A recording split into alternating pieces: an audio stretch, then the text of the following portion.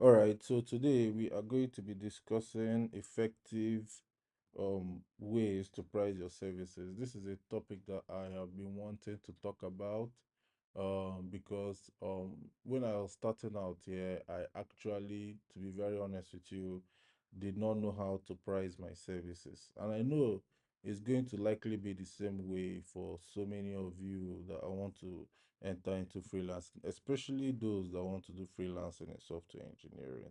You know, so like I told you in this series, I'm going to give you my own experience, and I'm not going to try and overshoot or try and say some crazy things that does not make sense, right?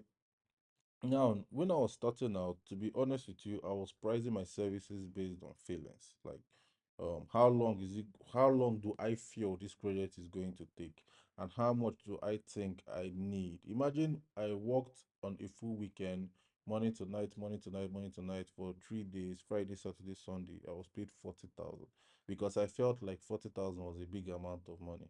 But thinking back now to my knowledge, maybe I deserve it, but in a real sense, that money was not it. I was scammed. The money was not it. But in the beginning, surely, because I've grown from having feelings attached to the money. That was stage one. To stage two, where I was now like, how do I put this now? I had like a rate for every day's work. So in a day's work, I can say today, if I'm going to work on a project today, I'm supposed to be paid 15,000 when I was starting here. When I was entering into stage two, so 15,000 per day's work, and I'll calculate how many days am I going to work on this project, and I'll multiply it by the number of days, and I'll present the cost to the client, right? So it grew from that, maybe 15,000 to 20,000 to 50,000 to 100,000. It took a lot of years to get to so many grades. All of a sudden, I discovered that in that process, I was also cheating myself. And I am currently, now I'm in stage three. So that is where I am currently at, where I now price projects based on opportunity cost. So what is opportunity cost? Opportunity cost is, let's say person A wants to buy your service for 1 million naira, right? And person B also wants your service for 3 million naira. You would likely go for person B, because if you look at going for person A, you've lost 3 million naira, which is your opportunity cost. So whoever is willing to pay for your highest service is who you are going to actually go for. It's no longer going to be based on any metric.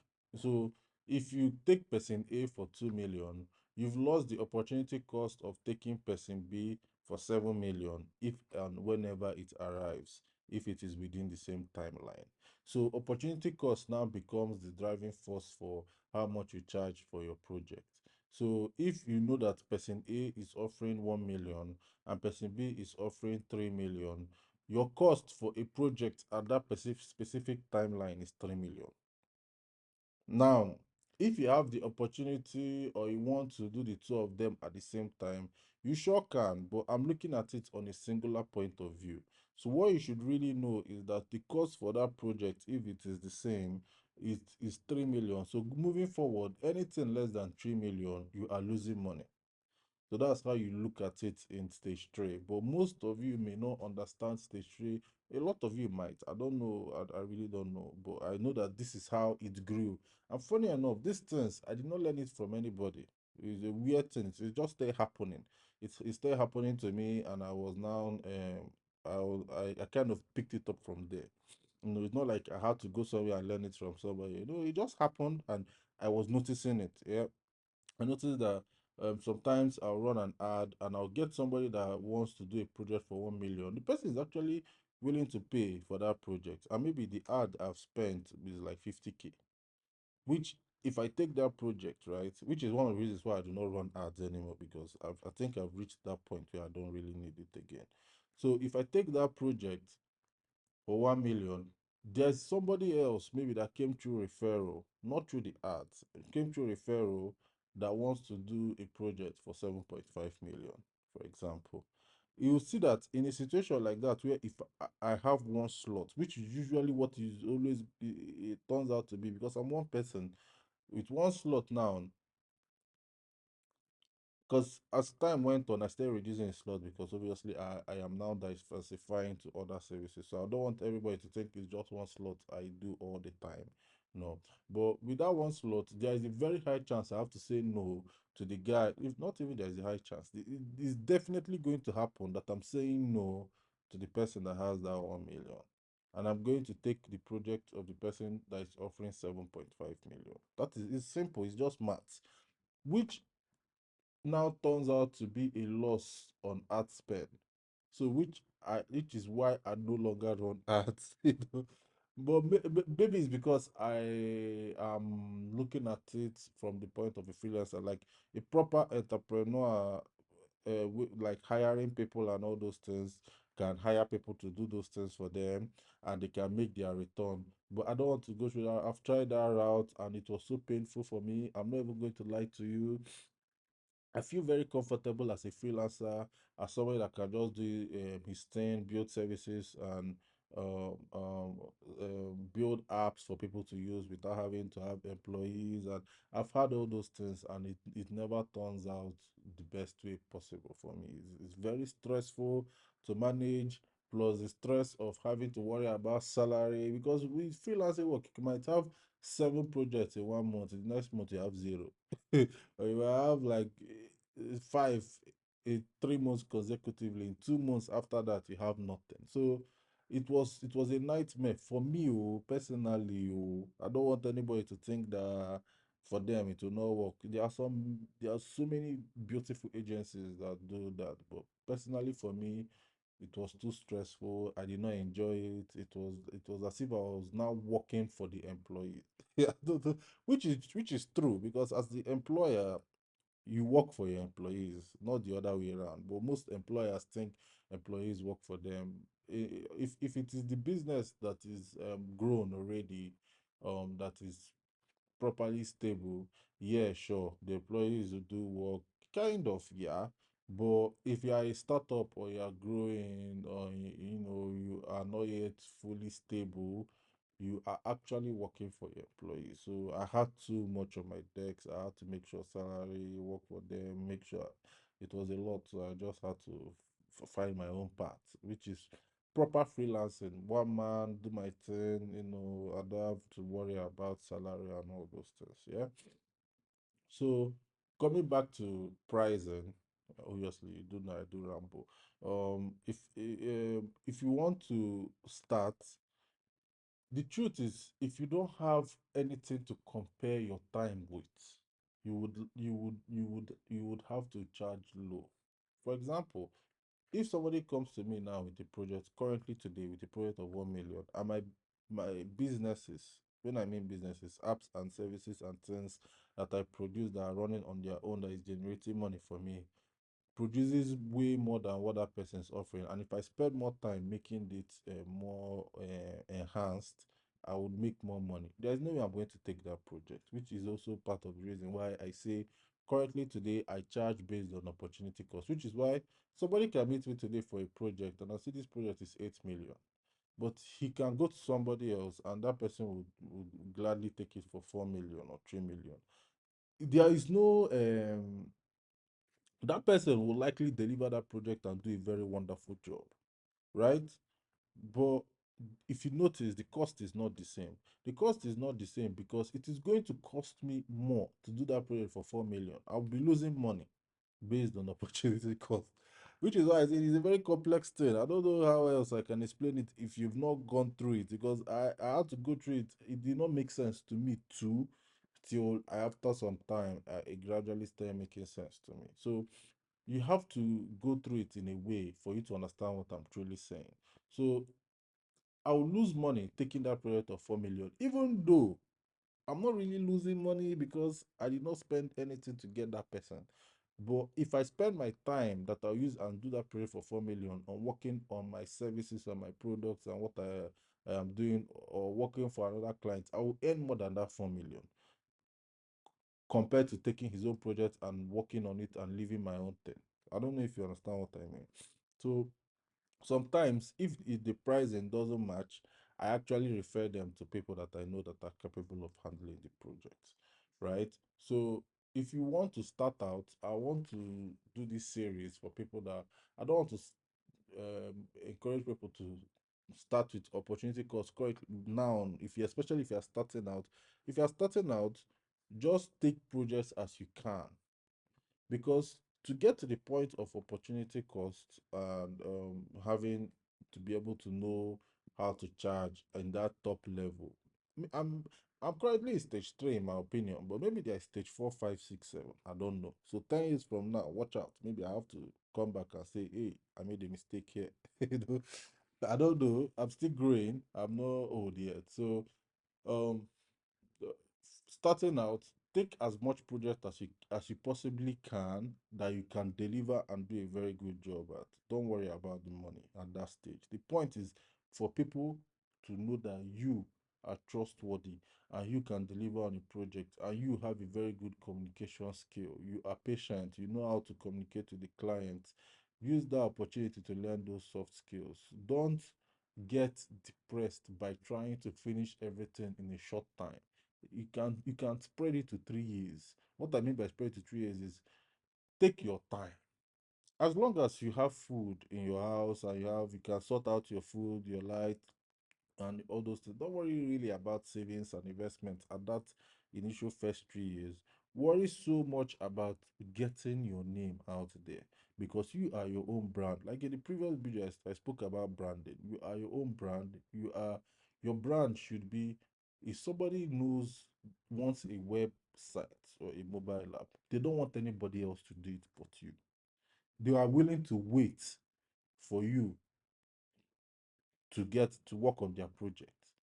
So these things happen to me. It's not, I'm not giving you fairy tale. Oh.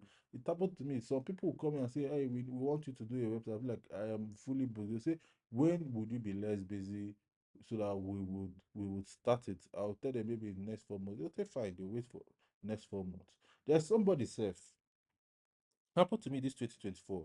I was busy and I told him that I won't have chance for the next 3 weeks. He told me he wanted to pay so that nobody else would take up the slot when I immediately I get free or anything. So I will not think he's considering the money or anything. He actually paid me. Oh. He forced me to collect the money. I'm telling you for a fact, but that is only happening because of the brand I built in the initial stage. And to be very honest with you, I did not know I was building a brand or a personal brand. I did not know, me personally, that is even talking to you. It's not like I did it intentionally. I was just trying to be the best person. I was trying to make sure that I deliver the best. I was trying to make sure that when they reach out to me for revisions, I am accepting it with a smile and I'm not looking at it like you guys are disturbing me or something of that nature. Yes, there are some bad eggs out there. I'll be the first person to tell you I've refunded people's money back and I've gotten annoyed before from some clients. I will not be here and say I'm a saint that I've not gone through all that. But still, most people, 90% of the clients that walk into the door that accept their money to work on a project, I respect the money that they paid to me and I will try to deliver my ultimate best. So when I was doing all these things, I never knew it was a brand that I was building. I just knew that I was doing my best, right?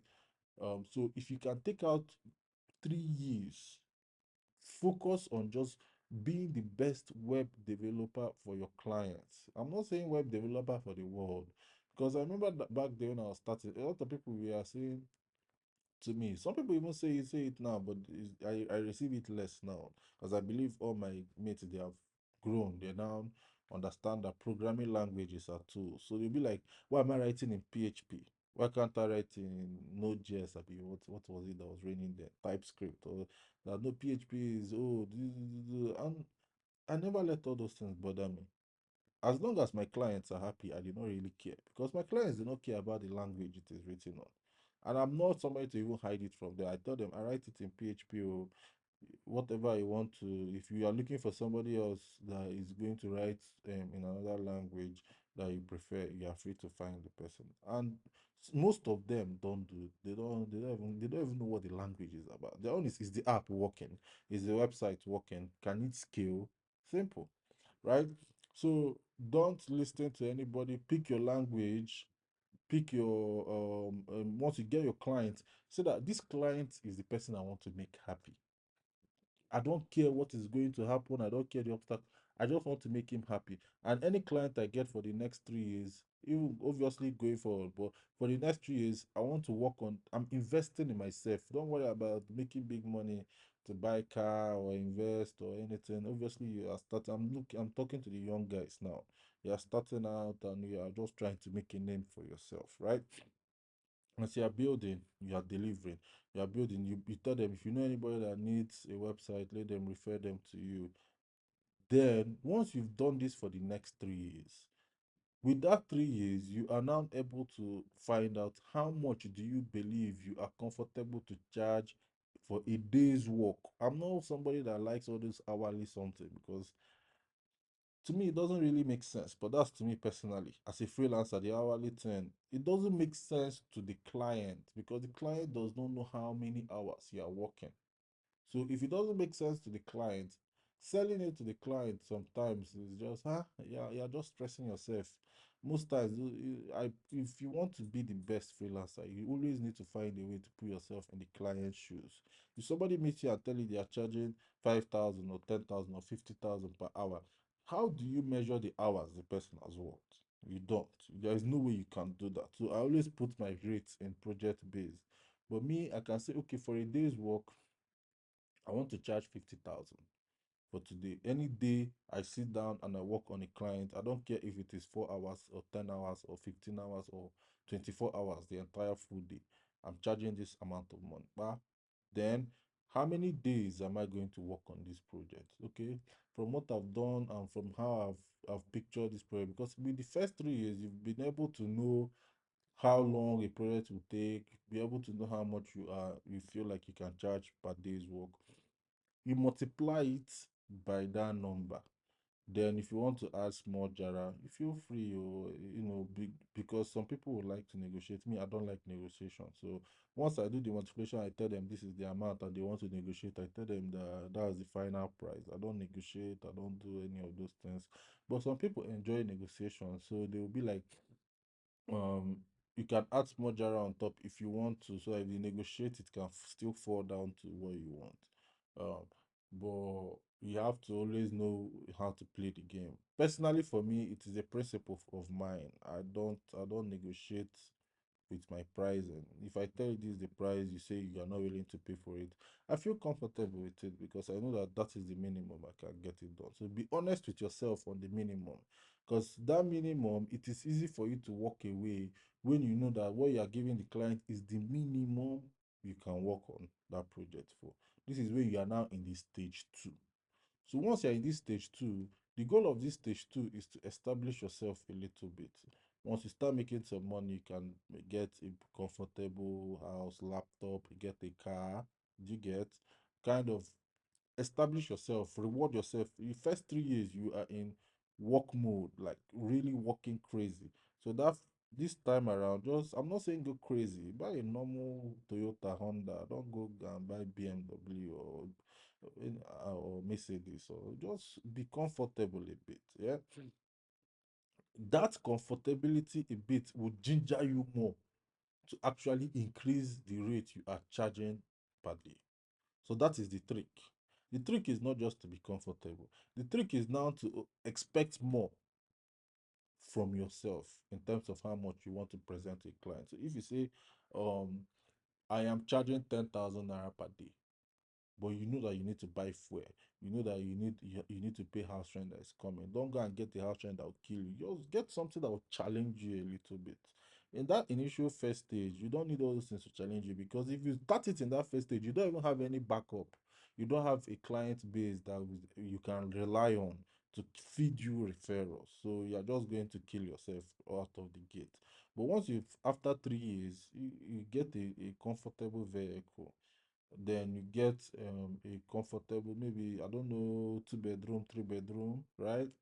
Then you start increasing your rate small small, because without all those things, you would find out that you may feel like you can just maintain your rate for a long time, forgetting that there is inflation, there is other things you can do in life, So, but with all those things, it gives you the ginger to believe in your rates. One, it gives you the ginger to increase your rates.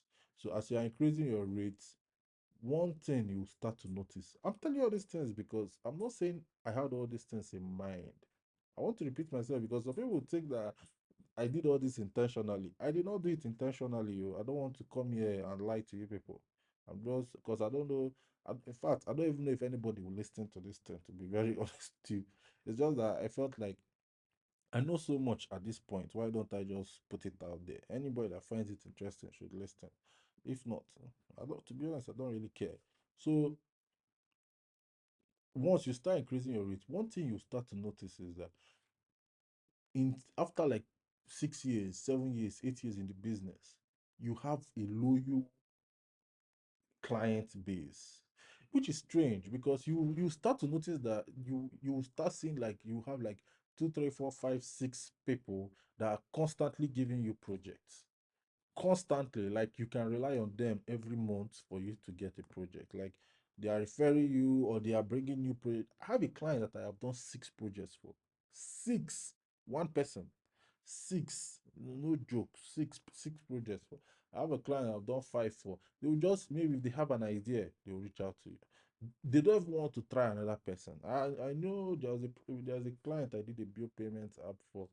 Um um some other people were trying to poach him with a very cheap price and everything. And actually met me and told me about it. And I was like, it's fine, oh, if you want to try out their services. He said, what? After all the things that we have been working on for all these years, that once he give me money to work on his project, he doesn't need to worry about anything. He knows how to deliver. I said, try waiting. So that trust is already there. They don't even want to experiment. Some people would leave. Oh, I mean, you will start to notice that after 6, 7 years, 8 years, that you now start having a loyal client base. And trust me, that is a very beautiful place to be in. Very beautiful. Now, this is a very, very, very important part of this video. This is the right time. Once you've noticed that you now have a loyal client base, it's the right time to pivot. I don't mean pivot from freelancing, but start building your own services.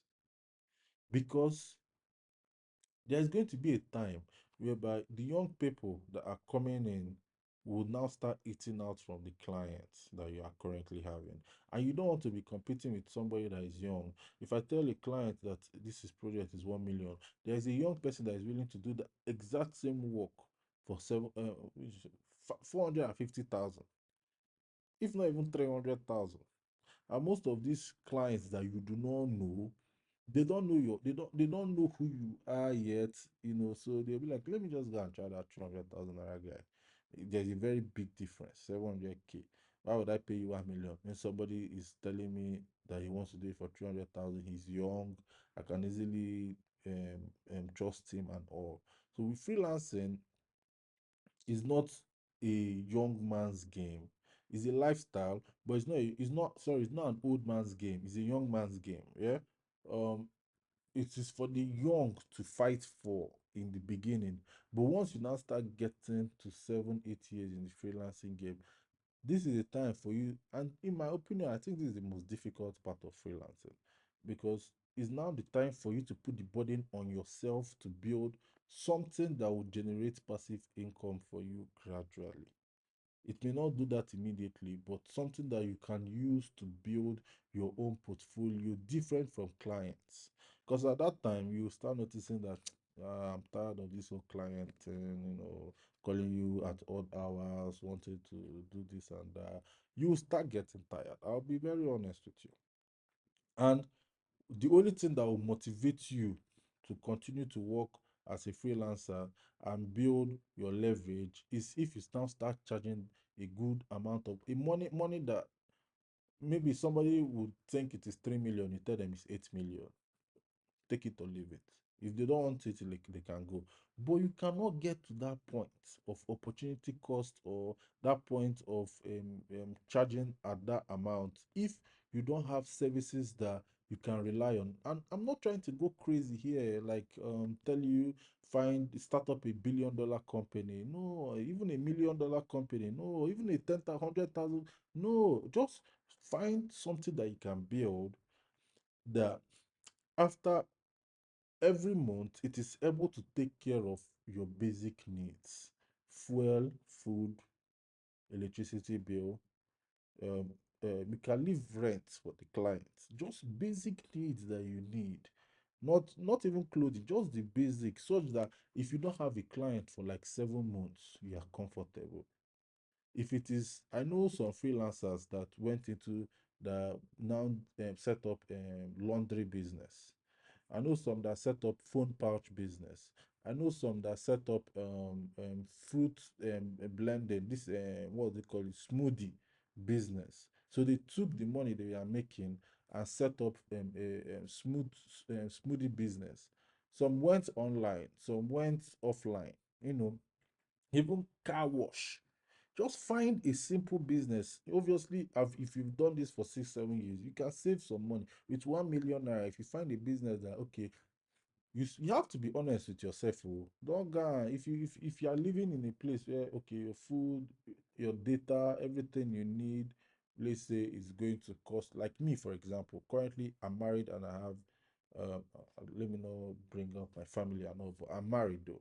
And I know that in a month, if I'm very honest with myself, 400K would take care of everything aside from house rent, right?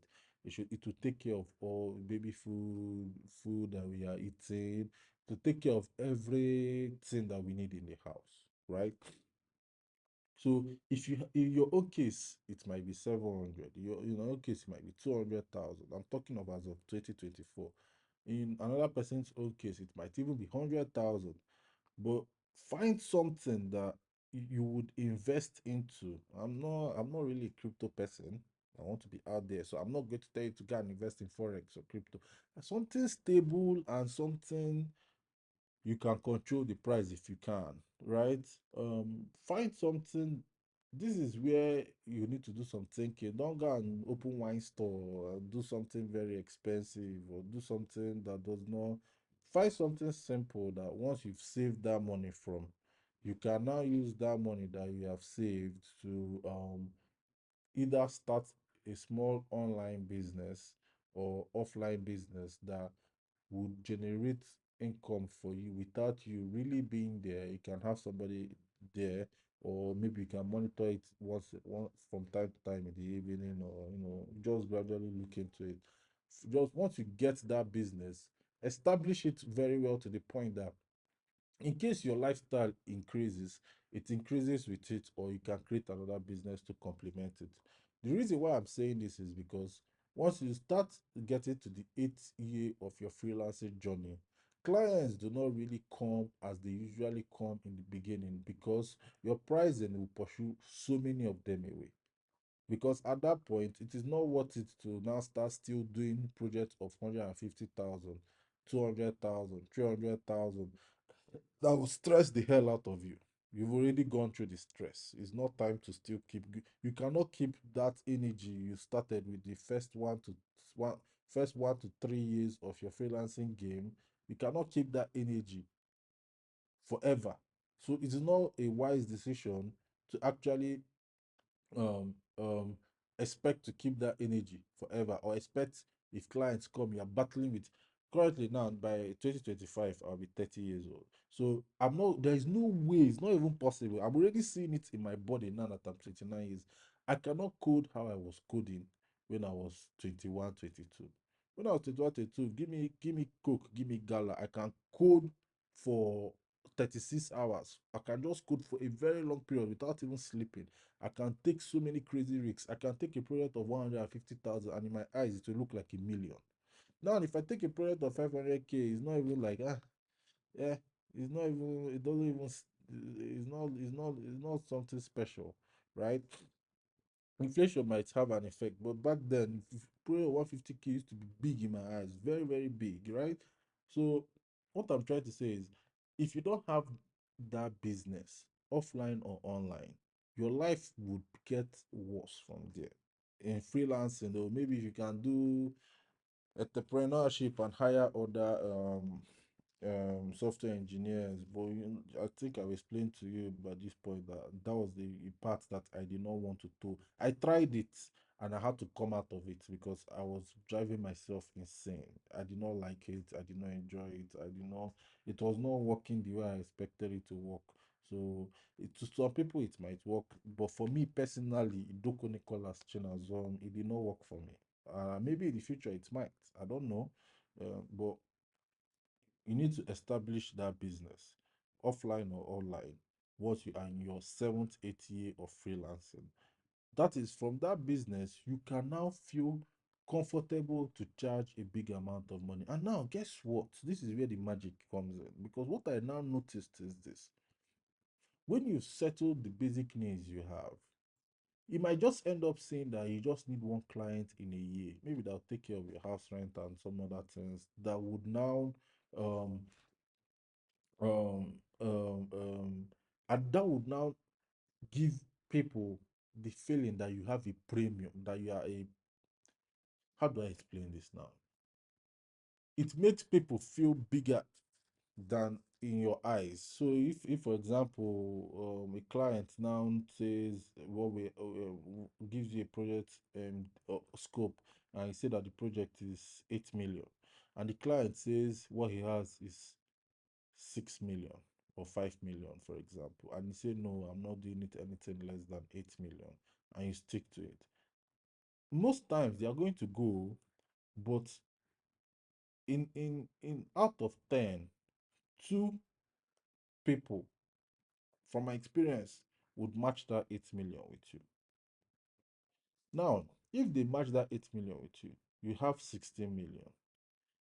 You find out that if you go back and do the maths on when you are maybe in your 50 of business, you may end up seeing that just those two clients that paid you 16 million, you might end up seeing that maybe you worked on 20 clients when you're 60, it did not even reach up to 10 million.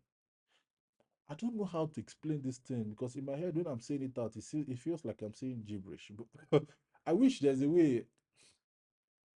I don't know. I just, if you understand it, maybe you can comment it. I don't know. I'm not always going to. I don't know. I feel like if you listen to it, you may understand what I'm saying.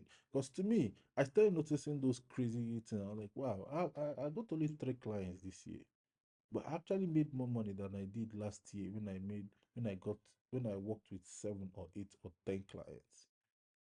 Wow, I got only 2 clients this year, and I made more money in the past. I made more money from just 2 clients than 7, 8 months ago when I had like 3 clients. I don't know if you understand what I mean. So you end up seeing that you the stress on you reduces and you actually make more money because you are working on fewer clients, right? So it becomes a competition because by that time you already have a loyal client base, and you can now feel free to set a bar or an amount, and whoever decides to meet that amount is who you are going to work with.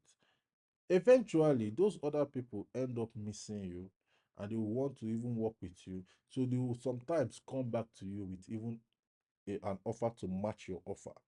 They may go back and find, I had a client, right? One of my loyal clients, but I increased my money because my opportunity cost, like I told you, got increased, which means my business was now paying me more than even my basic needs. I was feeling I can now invest. I felt, okay, we can expand this opportunity cost and expand how much we are charging. Now, when the client reached out to me, I told the client that okay, this is going to be the cost for the project. The client said no. This was in 2023. He said no, that he does not have the money to do the project, that, that the project is high. This is one of my loyal clients that used to be very, very, used to bring clients for me well, and he also brings projects. He went and tried somebody else, right? 2024 November this year, he called me and reached. Mind you, we haven't spoken since 2023. So 2023 around August or so. In 2024 November, he called me and told me, he wants to do that project now. that can we work on it, that he took it to somebody else. He was very honest, and the person did rubbish. That up till now the person has not delivered on the project, and go to go. I told him, okay, oh, we can, oh, but the problem now is that the price has increased a little bit more, because obviously inflation, you have to always adjust for inflation. He paid for it. He did not ask any question, because he was like, is worth it compared to having to be trying people and he doesn't know if it is going to work or not. And we are going to deliver on that project very soon. Because it's a very simple project. Early November, he contacted me. By Monday, which is 23rd of December, that project is going to be ready. Do you get? So so that was what they were working on for some from August last year till now. They have not delivered. But this is because of how do I explain this now? I'm lucky in this aspect. There are some other clients that have gone and maybe found a good developer, maybe even better than me, Seth, that has taken it off from there, right? So, um, and now that other developer is their loyal client base. So don't expect this to always work. Oh, me, I'm lucky. In fact, this is the only person it has worked for. To be very honest with you, right? So yeah, I know that this is a crazy topic. I've wanted to talk about this for a while, but yeah, yeah, I don't have anything to say. I believe if you listen to this topic, you will actually understand it. If you don't understand it, I don't know what else to say. Thank you and bye bye.